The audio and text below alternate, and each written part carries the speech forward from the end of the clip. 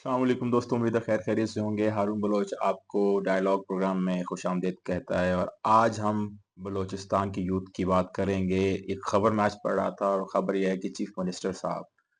میر سرفراز بگٹی صاحب نے کہا ہے کہ تقریباً 2375 لوگوں کو، یوتھ کو، بلوچستان کی یوتھ کو اسکل ڈیولپمنٹ پروگرام کے تحت اس سال جون تک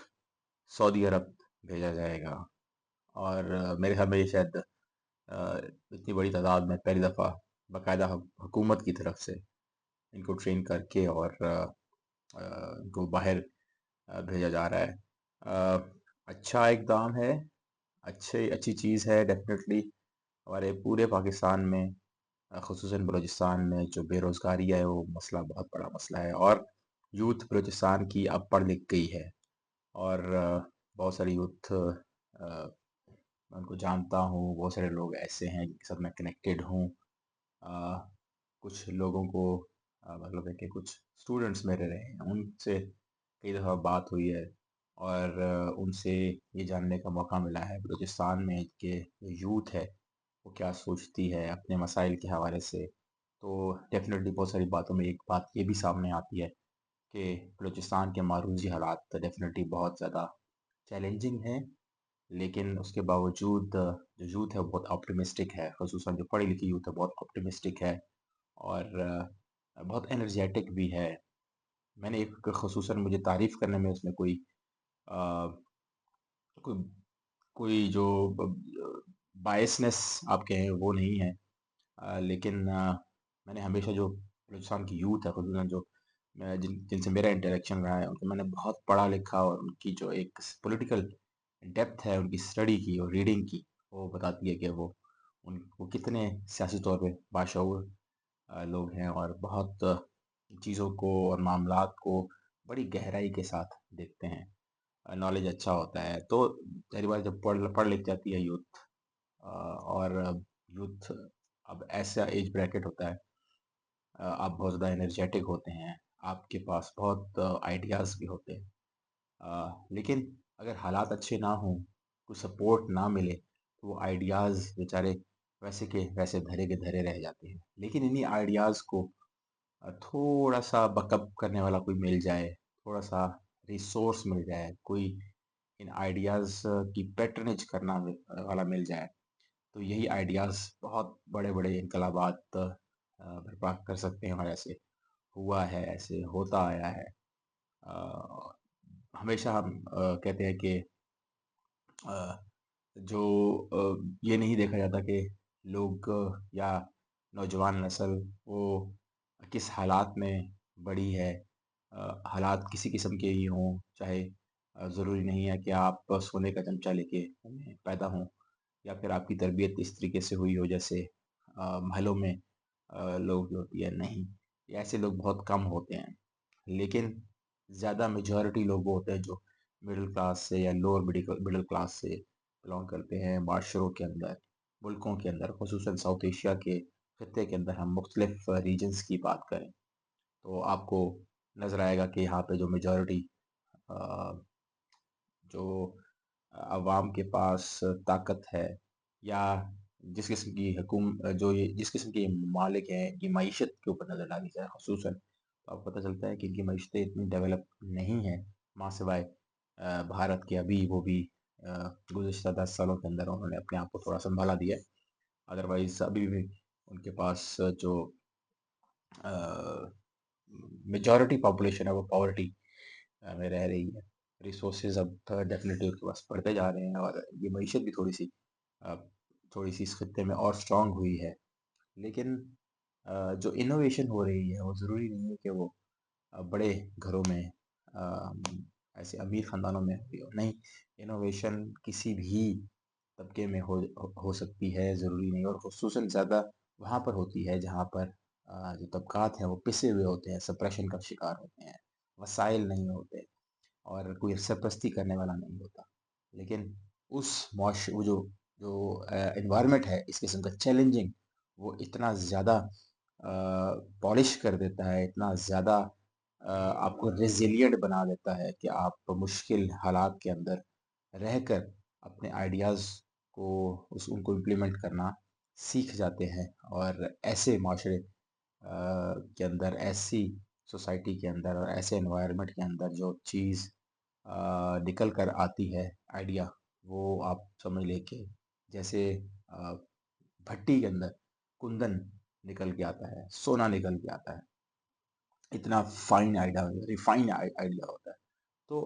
آئیڈیاز تو یوتھ کے پاس بہت ہے، لیکن جو خبر کا میں نے ذکر کیا وہ میں نے اس لیے کیا کہ اگر اتنا نوجوان پڑھا لکھا ہے وہاں پر، تو پھر میں یہ نہیں کہتا کہ اسکل ڈیولپمنٹ بری چیز ہے، اسکل ڈیولپمنٹ ضرور آنی چاہیے، لیکن ہمیں بلوچستان کے جو حالات ہیں اور جو اس کا جغرافیہ ہے، اور پھر جو اس کا اپنا اس کی اپنی امپورٹنس ہے، اس خطے کے خزانوں کی وجہ سے، اس خطے کی معدنیات کی وجہ سے، اس خطے میں پائے جانے والے منرلز کی وجہ سے، اس خطے میں اس وقت موجود سرمایہ کاری کی وجہ سے، اور فارن ڈائریکٹ انویسٹمنٹ میرے خیال میں اگر پورے پاکستان میں کسی خطے میں اگر ہوئی ہے تو وہ اب تک بلوچستان میں ہوئی ہے۔ بڑے بڑے پروجیکٹس ہو کے بلینز آف ڈالرز کے پروجیکٹس ہیں، وہ فارن ڈائریکٹ انویسٹمنٹ ہی تو ہے۔ اور مجھے کوئی صوبہ بتا دیں جہاں اتنی بڑی انویسٹمنٹ ہوئی ہو۔ ملٹائی بلین ایئرز کی کمپنیز ہیں جن کا والیوم اتنا بڑا ہے، اور یہ اس خطے کے اندر بیٹھ کر ایکسٹریکشن کر رہی ہیں، انویسٹمنٹ ضرور لے کے آئی ہیں، لیکن انویسٹمنٹ کے ساتھ ساتھ انہوں نے اس خطے کو ڈیولپ کرنے کی ذمہ داری بھی لی ہے، اور ڈیولپمنٹ تب تک نہیں ہوگی جب تک کہ یہاں کی یوتھ کو انگیج نہیں کیا جائے گا۔ اگر ہمارے چیف منسٹر بلوچستان اتنا سمجھتے ہیں کہ انہوں نے 2375 یوتھ کو اسکل کیا ہے، ان کو ٹرین کیا ہے، ان کو مختلف جو ہنر ہیں وہ سکھائے ہیں، ان کو تعلیم دی ہے، ان کو شعور دیا ہے، تو اس یوتھ کو بجائے اس کے کہ وہ کسی اور ملک میں جا کر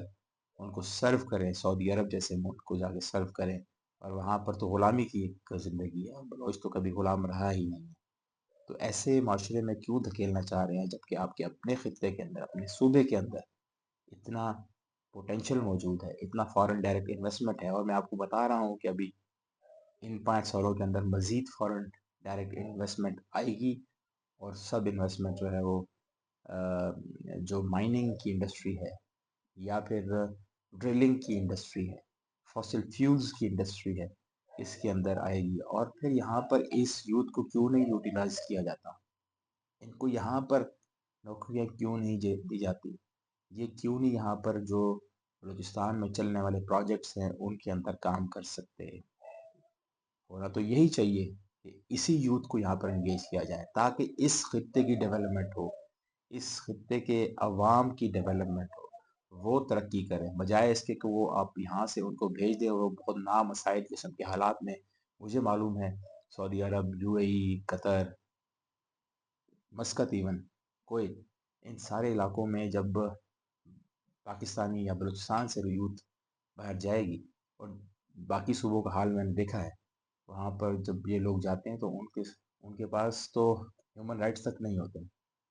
اپنے بات نہیں کر سکتے، ان کا امپلائر ان کے ساتھ جو مرضی زیادتی کر لے وہ بات نہیں کہہ سکتے، لیبر رائٹس نہیں ہیں ان کنٹریز کے اندر،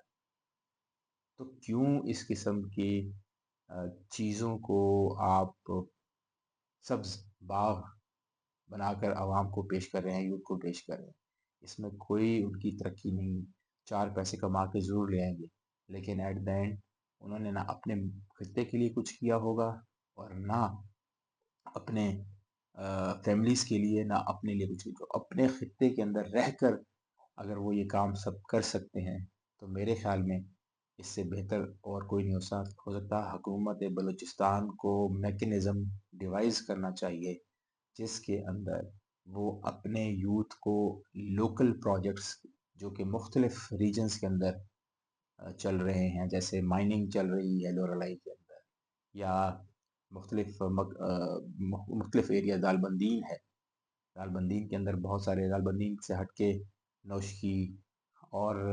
دیگر علاقے ہیں، سبی، کولو، ان سب ایریاز کے اندر بہت زیادہ ایکسٹریکشن پہ کام ہو رہا ہے، تو یہ یوتھ وہاں پر کیوں نہیں اپنی سکلز کے ساتھ انٹیگریٹ ہو سکتی، وہاں پر کیوں نہیں اپنا رول پلے کر سکتی، کیوں بلوچستان کے اندر چلنے والے جو پروجیکٹس ہیں ترقی کے، اس کے اندر کام کرنے والے لوگ پنجاب سے جاتے ہیں۔